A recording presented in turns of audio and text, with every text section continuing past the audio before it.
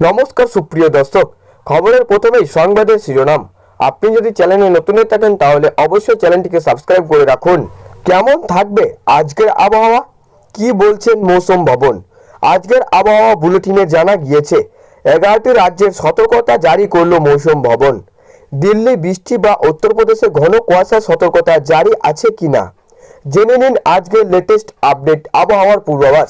দিল্লিতে মঙ্গলবার ও বুধবার বৃষ্টির সম্ভাবনা। উত্তর ভারত সহ 11টি রাজ্যের বৃষ্টির সতর্কতা।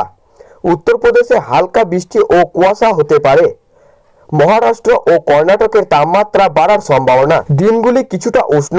দিল্লি এবং পার্শ্ববর্তী এনসিআরে শীতের দাপট কমতে থাকায় দিনগুলির কিছুটা উষ্ণ হতে শুরু করেছে। দিনের তাপমাত্রা 26 থেকে 27 ডিগ্রি সেলসিয়াসের মধ্যে এবং রাতের তাপমাত্রা 10 থেকে 11 ডিগ্রি সেলসিয়াসের আশেপাশে থাকার সম্ভাবনা রয়েছে। তবে মৌসুম ভবন উত্তর ভারত সহ 11টি রাজ্যে মাঝারি থেকে ভারী বৃষ্টির সতর্কতা জারি করেছে। এই বৃষ্টির কারণে দিনের তাপমাত্রা কিছুটা কম থাকতে পারে। দিল্লির সর্বোচ্চ তাপমাত্রা 27 থেকে এবং সর্বনিম্ন তাপমাত্রা 11 ডিগ্রির কাছাকাছি থাকতে পারে। মৌসুম ভবনের মতে মঙ্গল ও বুধবারের দিকে পরপর দুটি পশ্চিমা ঝঞ্ঝার কারণে দিল্লিতে বৃষ্টির সম্ভাবনা রয়েছে। 18 ফেব্রুয়ারি রাতে একটি ঝঞ্ঝার প্রভাব দিল্লিতে, হরিয়ানা, রাজস্থান, মধ্যপ্রদেশ এবং উত্তরপ্রদেশের কিছু অংশে বিক্ষিপ্ত বৃষ্টি হতে পারে। আবহাওয়া দপ্তর উত্তর ভারতের জেলাগুলিতে মাঝারি বৃষ্টির সতর্কতা জারি করেছে। মহারাষ্ট্র ও কর্ণাটকের কিছু অংশে আগামী 3 দিনের তাপমাত্রা 2 থেকে 3 ডিগ্রি সেলসিয়াস বাড়তে পারে। তবে উত্তর ও মধ্য ভারতে বৃষ্টি ও কুয়াশার কারণে হালকা শীত অনুভূত হতে পারে। শৈলপ্রবাহ কেটে গেলেই মথুরা, আগ্রা, আলিগড়, গাজিয়াবাদ এবং ঝাঁসির মানুষজন সকলের দিকে কুয়াশার কারণে দৃশ্যমানতা সমস্যায় পড়তে পারেন। উত্তরপ্রদেশের পূর্বাভাস। আগামী কয়েকদিনের উত্তরপ্রদেশের আবহাওয়া অবনীত হতে পারে। 17 ও 18 ফেব্রুয়ারি পশ্চিম উত্তরপ্রদেশের সারায়ানপুর, আলিগড়, ইউটোরা এবং মৈনপুরীর মতো জেলাগুলিতে হালকা বৃষ্টির সম্ভাবনা রয়েছে। এই বৃষ্টির ফের শীতের প্রকোপ কিছুটা বাড়তে পারে। এবং বিহারে আগামী 3 দিন বৃষ্টির কোনো সম্ভাবনা নেই।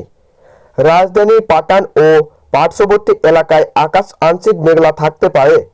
তবে সিউরান, সরন, গায়া এবং পুর্নিয়ার মতো জেলাগুলিতে কুয়াশার সতর্কতা জারি করা হয়েছে। হারিয়ে যাওয়ার পথে শীতের অনুভূতি। আজ কলকাতা সর্বনিম্ন তাপমাত্রা 16 থেকে 18 ডিগ্রি সেলসিয়াস, যা স্বাভাবিকের তুলনায় 1.9 ডিগ্রি সেলসিয়াস কম। নতুন সপ্তাহে 18 থেকে 19 ডিগ্রিতে কলকাতার সর্বনিম্ন তাপমাত্রা। দক্ষিণবঙ্গের মধ্যে সর্বনিম্ন তাপমাত্রা রেকর্ড করা হয়েছে সিউড়ি এবং কল্যাণীতে। পারদ নেমেছে 12 ডিগ্রি সেলসিয়াসে। তবে এই ঠান্ডার অনুভূতি যে খুব বেশি স্থায়ী হবে না এমনই পূর্বাভাস জানাচ্ছে আবহাওয়াবিদরা। ফেব্রুয়ারি শেষ হতে আর মাত্র কয়েকদিন। শেষ লগ্নে পারদের গ্রাফ আরও বেশ কিছুটা উপরে উঠে যাবে বলে মনে করেছে।